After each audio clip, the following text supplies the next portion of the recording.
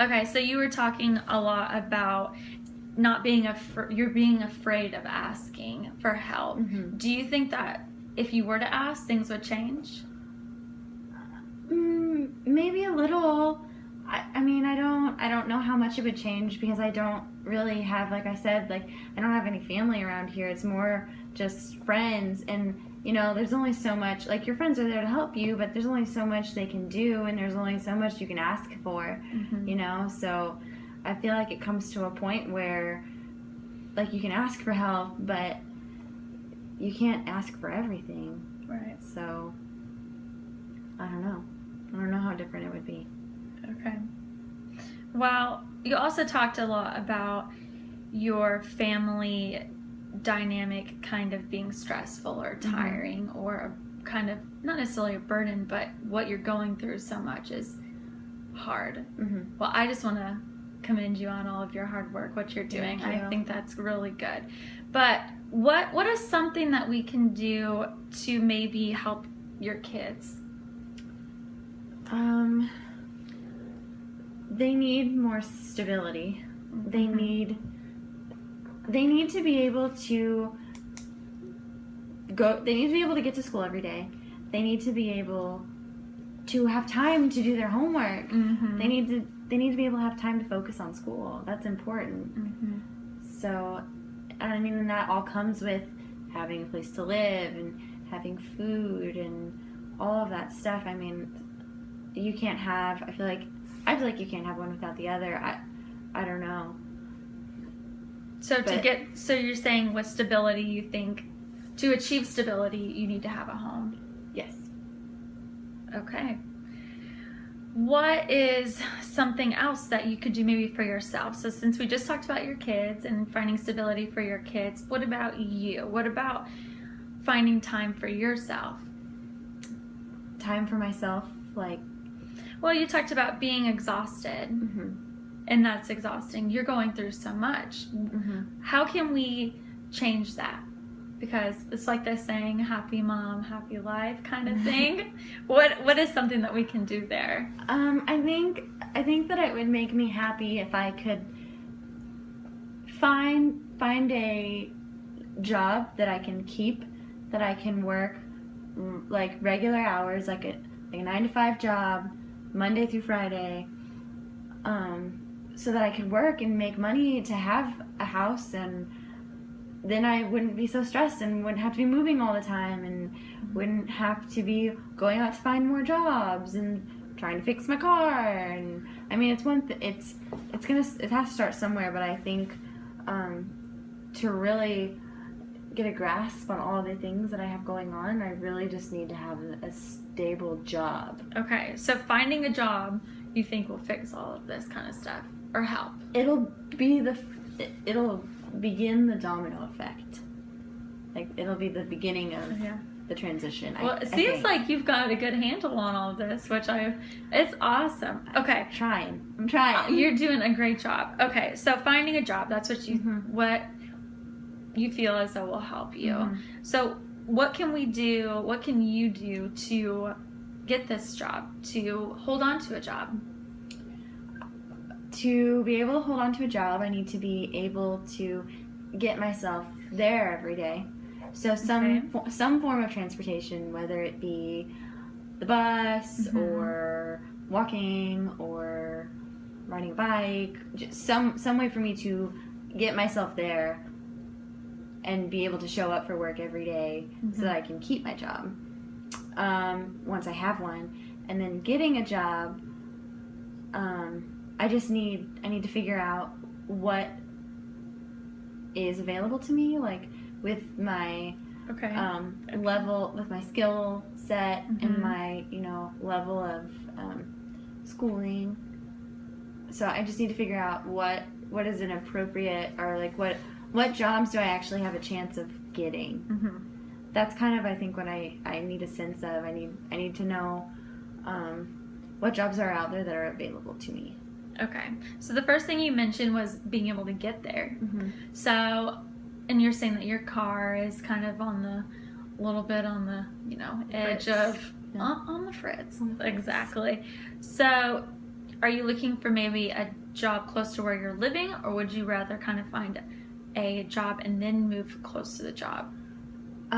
Honestly, whatever came first. I mean, at this point, I'm probably going to have to find some sort of halfway, like some kind of shelter type thing that allows you to stay for longer periods of time, or something where I can stay for longer than 2 nights, you know?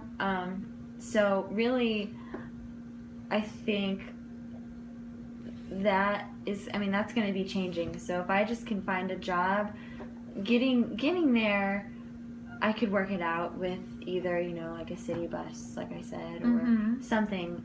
I need to find, I think getting the job is more important than finding a place to live is important too, but to be able to keep a place to live and to be able to pay for it, I have to have a job. Right. Okay. So finding a job, that's something that we need to kind of start talking about, and getting the job and keeping the job. Is that right? Okay. So first off, finding a job, what is something that you can do to kind of start looking for a job now?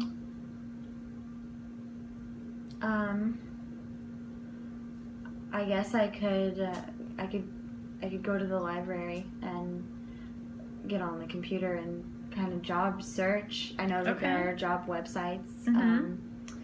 Since I don't have my own computer, I'll have to go to a library or to someone's house and use theirs to find a job posting or something. Okay. What about a resume?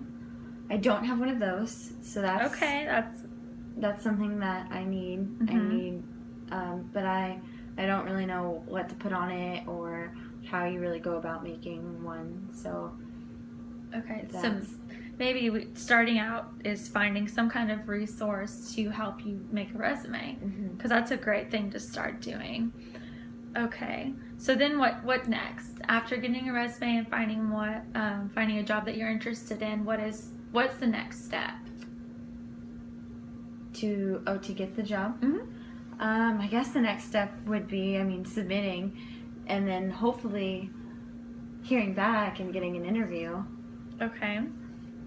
So that's, and you have to, depending on the job, I don't know, there are different, dress codes and stuff, so that's going to be, but the interview process, that's the next big step.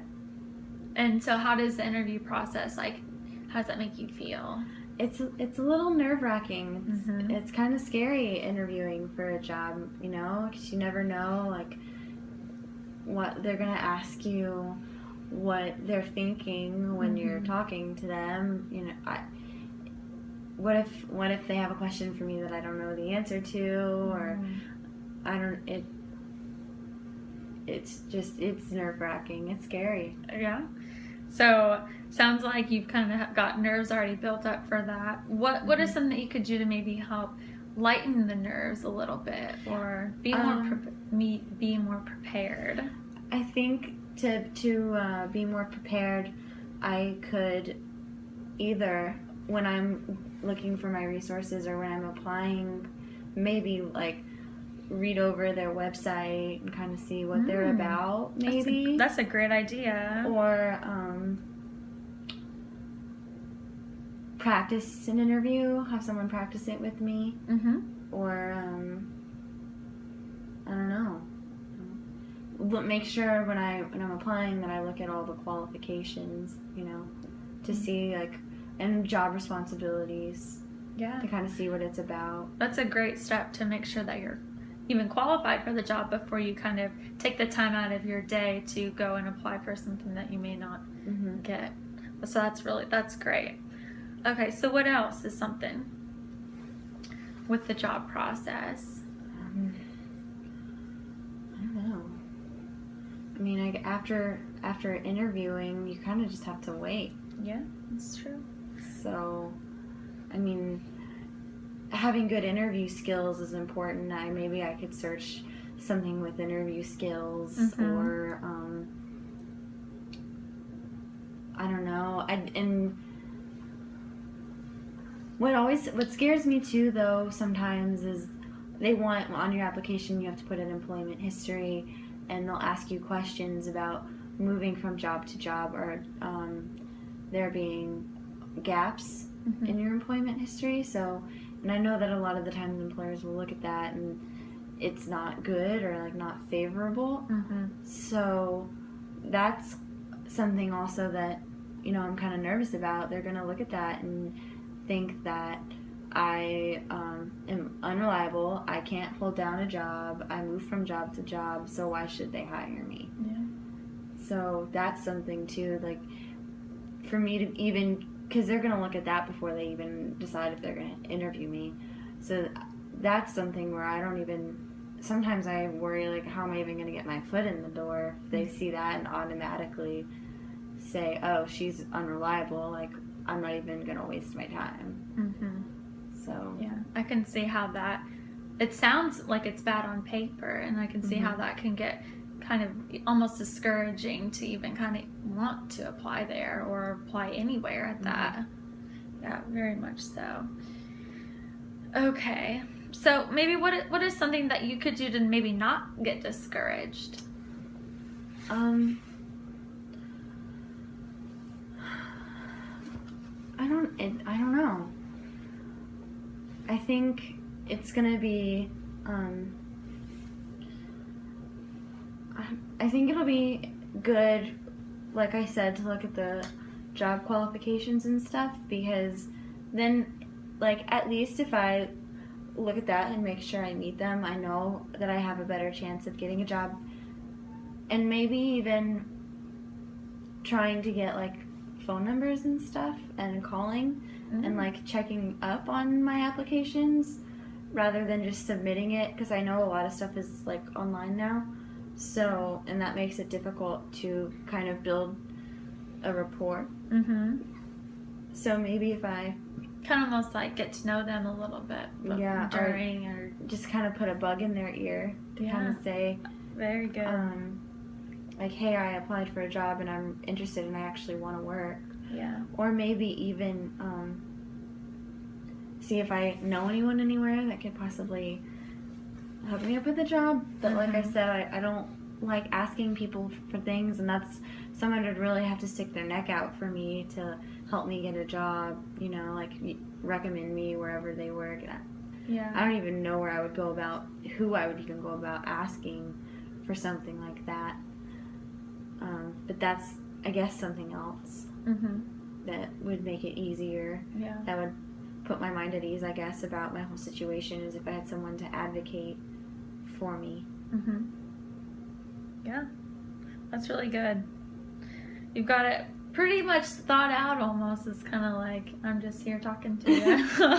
Okay, so we talked about jobs, and then you said too that you didn't really care where you lived unless you got a job, or if the job came first, then you don't, it's just kind of what happens first kind of comes with what next. So because of that, let's talk a little bit about your housing. So we talked about the job, and you seem like you've got your plan, you kind of have an idea of where you need to go next. So if the job thing doesn't work out, our next kind of step, which hopefully it will work out for you, but our next step is housing. So you're saying that you need somewhere you can stay more than just a couple nights. You need something that's kind of semi-permanent. So what is something that you can do to kind of get going with that? You know, I don't know. I feel like I don't really know what all resources I have or what all is available. So I guess I just need to be put in touch with I don't know if there are any, like, shelters that are more long-term, or places that accept, like, resident, like, government housing, or like places that accept people with low incomes or bad credit, or, you know, anything like that, where it's going to be cheaper for me to live, and going into it they already know, like, my situation, or like that's okay, because, you know, like, most places, any kind of apartment or anything like that, they're going to run your credit. They want like your last 2 pay stubs, and I don't have that, and I have bad credit, so I like any kind of apartment complex like that, they're gonna turn me away. Like, Yeah. so it's either I need to find a longer term shelter type of thing, or some kind of federally aided housing. Okay. So it sounds like you just kind of need whatever fits into your situation, kind of a thing. So just getting in touch with some kind of person that can get you this, or finding out resources for that. Is there any red flags of any place that's like a no, or if you need to have it to hold 3 people, is that correct? Yes, 3, and it needs to be able to hold 3 people. So preferably something with 2 bedrooms. If it was only 1, that would be okay. We could make it work. You know, I mean, I'm not gonna be picky about a house. Okay. So just kind of whatever falls opened. Okay. So having 2 kids and having a house, you need somewhere close to a school, is that correct? Yes, my kids, they go to Spotsville Elementary. So I mean, I preferably would not like to uproot them from their school. Okay. But you know, if it came down to it and I had to, like, that would be something that we would have to that I would have to discuss with them. I mean, it's not going to be a discussion. It's going to be like, this is happening. But okay. I would like, they've had so much taken away from them. They've had so much fluidity recently in their lives. Okay. Change, all of that. Yeah. So I would like to keep them in their school. Okay, so first priority is to keep them in their school and kind of find a job that's close to their school, find a housing that's kind of close to their school. Correct? Okay, perfect. So what else? What else kind of brings you in? What is another kind of thing that's going on with Miss Aaliyah? Well, I mean, I guess the car issues, and I don't really know what I'm going to do with that. It's kind of a piece of crap. So, well. So, and I don't really know, like, I don't know if I could get money for it. I don't know what my car is worth. I don't know if I could, like, even get anything for it, or get a loan, or use that as a down payment. I don't have a steady income right now, so I don't know. I feel like housing is going to be more important than a car, but, you know, transportation is important. Yeah, getting to your job and all that. Okay, so fixing your car seems like kind of a side priority, but almost like a big priority. Do you know of anybody that could help, or anything like that? One of my children's friends' dads is a mechanic. So, I mean, I guess I could ask him if he could take a look, maybe tell me what's wrong, how much money my car is worth, if it's worth trying to fix it, if I should just get a new one. So, I mean, as far as trying to figure out what's wrong with my car, he might be able to help me. But as far as, like, after we diagnose it, or, like, try to figure out, or when we decide what the problem is, I don't know if he can necessarily help me after that, like, with whatever comes next, as far as, like, being able to pay to get it fixed, or just, you know, getting rid of it and trying to get a new car.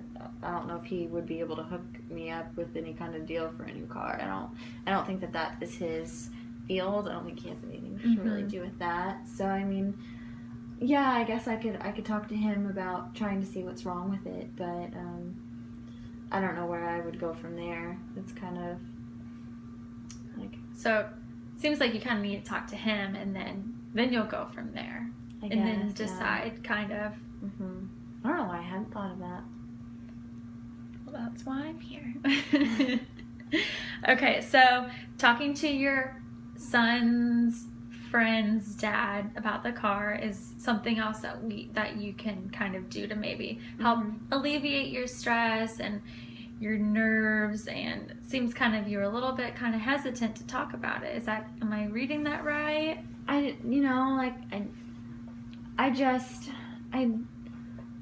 don't want to be like a burden. I don't want him to have to do that for me, and like me not pay him for it, and I don't have the means to pay him for it.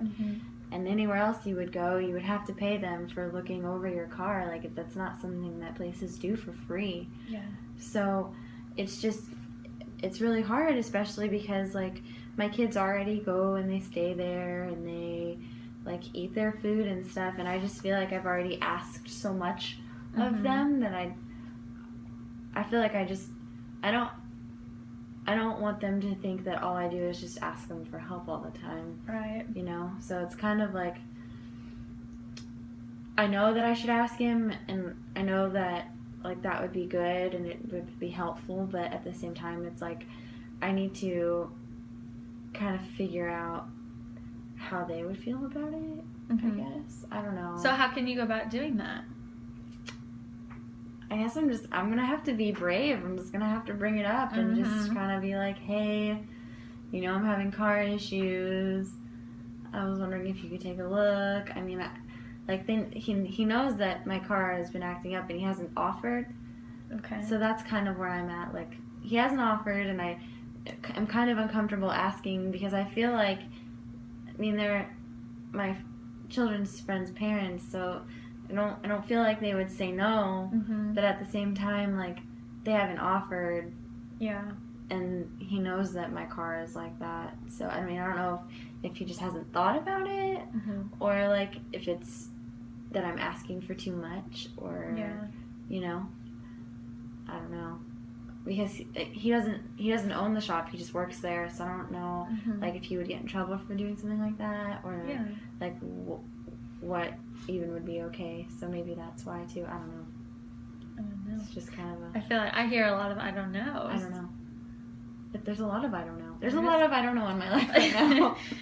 Yeah. Wow. So maybe talking to him and maybe figuring out some of the I don't knows can maybe help. But all you can do is try and see where you go from there. Okay. So we've kind of got a plan here, a rough plan of, first off, we talked a lot about your job and saying, okay, we need to get a resume started. We need to go to a website. We need to do all those things. Is that right? Yeah, I think that's right. I'm just going to have to figure out when I'm going to have the time to get to a computer and do all of that. But yeah, sounds right. I mean, that's kind of my plan, but it's kind of, I feel like it's kind of been something that I've been toying with or thinking about. I just really have to make myself do it and commit, follow through. Yeah. So, I hear that you said that you need to find the time. So do you does your days look different every day, or do you have a pretty set schedule? Like, I mean, every day is a little bit different depending on where we're staying and you know, that whole situation, but the rest of the day is pretty similar, like trying to get the kids to school and then me going out, and then I've just been kind of looking for jobs. I guess what I could, instead of spending my time out looking like at places, I could go to the library instead for maybe like 2 hours or so and just kind of look online and job search and apply online instead of just walking into places. Maybe that would be a better use of my time while my kids are at school. But so yeah, usually I spend my days kind of walking around trying to find jobs, and then once my kids get out of school, I have to go pick them up, and then we have to figure out where we're going to be staying. And usually at some point in the day, I've kind of looked around or like called the different shelters to kind of see like what's going on, to figure out like which one's going to be the best place for me to go that night. So yeah, I can see how that can get hard and can get tiring. So I know we kind of mentioned it a little bit, but maybe what is something else that you can do to give yourself a break. You have so many things that are going on with your children and getting them and finding out where you're going to stay, that it seems like it's kind of weighing on you a little bit. Yeah. Maybe if I could get some of their friends' parents to like take them. This sounds so bad that I don't have my kids with me, but I do. But to take them maybe for a weekend, for an entire weekend, so I can just have a weekend to myself to kind of figure things out. Yeah. You know, just have 2 days to kind of figure out what my plan is and what my next thing is, or just to even relax and not have to worry about them because they're taken care of for 2 days. Yeah. So I think that sounds like a great idea. Mm-hmm. Okay. So planning out your days and doing all that kind of stuff, it seems like you've already kind of got that. You know, you've got your system, you have your kids go to school, and you plan what you're going to do for the day or try and find a job, which I think that's really great. And I think that you trying to take a weekend for yourself is a really good idea and a really good plan. So after that, we talked a little bit about your kids, and you just mentioned maybe them leaving for the weekend. And what is something that they might need? Do you know anything else? I know you said stability earlier. Is there maybe something a little bit different that's same with stability but different, I guess? I don't know. Same but different. Same but different. Same thing. Same but different. Yeah.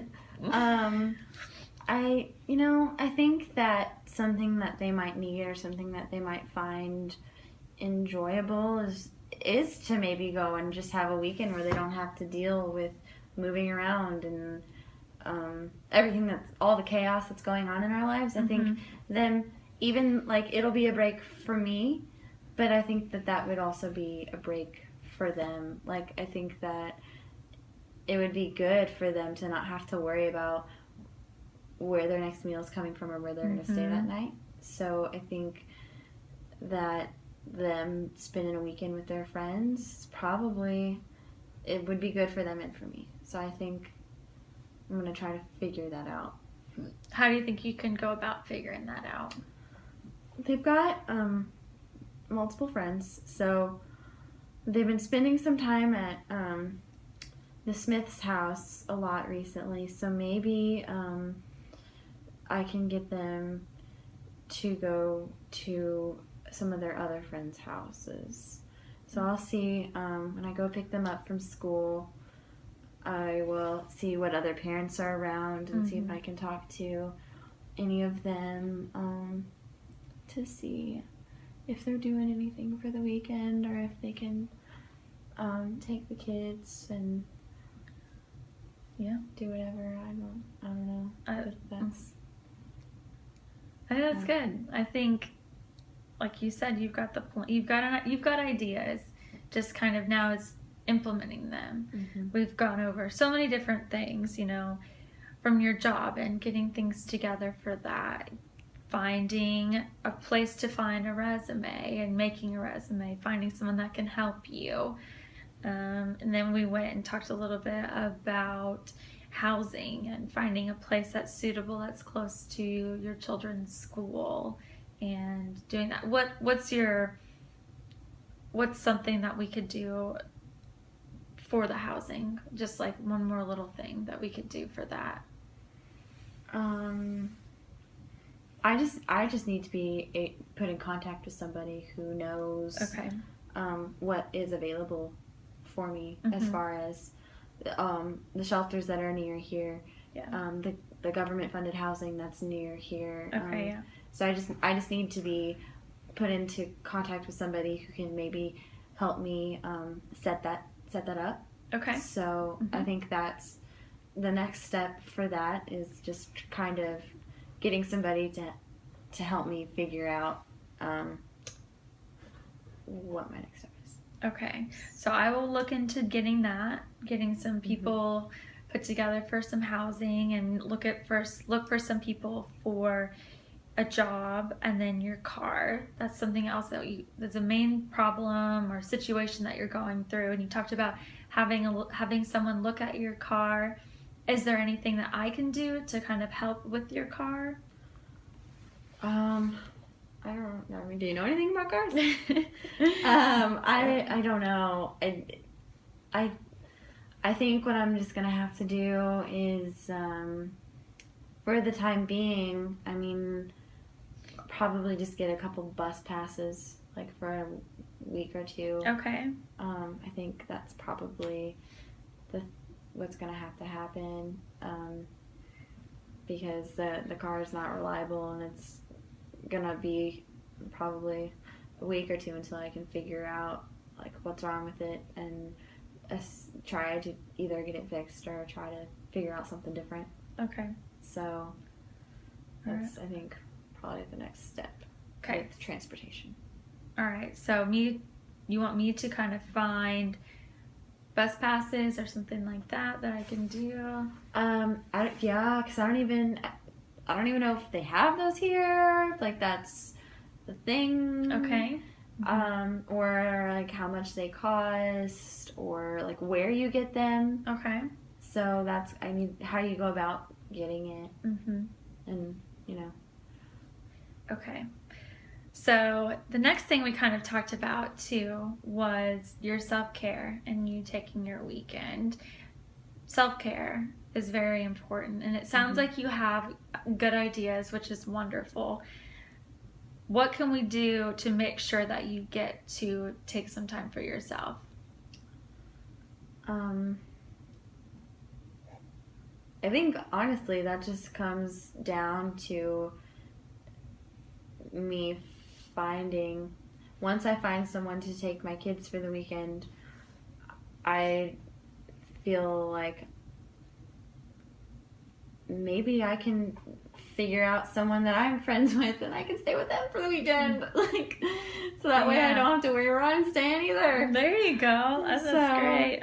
That's probably that would probably be the most like stress relieving, is like, this probably sounds so boring, but just to be able to sit in a house on a couch. Yeah. Like, and not have to worry about anything for like a day. Yeah. Would be so nice. So I think that's probably something that I'm going to try to figure out, yeah. Okay. Alrighty. So we've got a plan here. Housing, we're going to look into some places. You're going to go and look for your jobs and kind of get started with your resume. And next time when we kind of come back, we're going to talk about, I'm going to tell you what I found, and we'll go from there and kind of see what's changed, see how your job search has been going, and talk about that a little bit. We'll go over your kids, kind of their status of their spending time with friends, and maybe you getting a little bit of a break and stuff like that. Does that sound good? Yeah. Am I missing anything? I don't think so. You said, bus passes. Bus pass is a big thing. Okay, I will mark that down here for a bus pass. Okay, so one last thing is I have a paper for you to sign. Okay. That's just that you are okay with us meeting and talking. It's just a little confidentiality paper. And then is there a time for you good next week or in the next couple of days? When is another time for you to meet? Next week, probably about the same time. This is a good time for me. The kids are at school, and I'm just kind of out working, trying to find a job. Yeah. So it's definitely a good time. Same time. That's great. Well, it was wonderful meeting you, and really interesting getting to know all your things. You've got me hard at work now. I've got a list of stuff I got to do, which is great, and I'm so glad that you're here, and I'm happy to help you. Just let me know, and if you need anything, if you think of anything later afterwards, just give me a call, and we'll go from there. Okay, thank you so much, You're Kristen. welcome. Thank you.